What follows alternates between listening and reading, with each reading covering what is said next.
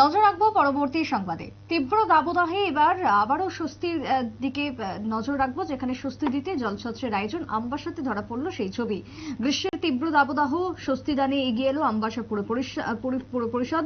রাজ্য জুড়ে তীব্র দাবদাহ, আর তার থেকে স্বস্তি দেওয়ার জন্যই আমবাসা পুর পরিষদের উদ্যোগে জলছত্রের আয়োজন।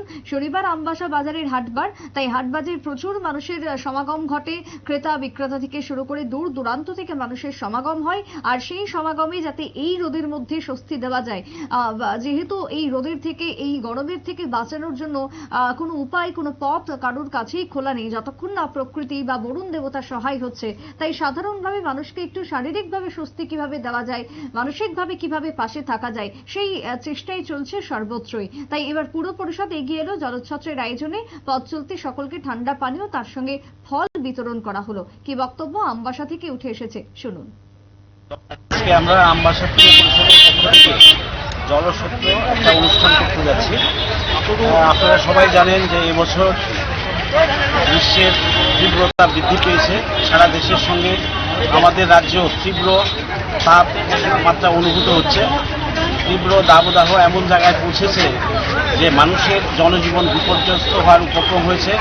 তবে আমরা যারা চাকরি বাকরি অথবা বিভিন্ন পেশায় নিযুক্ত আছি, তাদের প্রতিদিনই রুটি প্রশ্নে, পরিবার প্রতিপালনের প্রশ্নে বাইরে বেরোতে হচ্ছে, এবং এই তীব্র গরমের মাঝেও জীবিকা নির্বাহের জন্য আমাদের বাইরে বেরোতে হচ্ছে।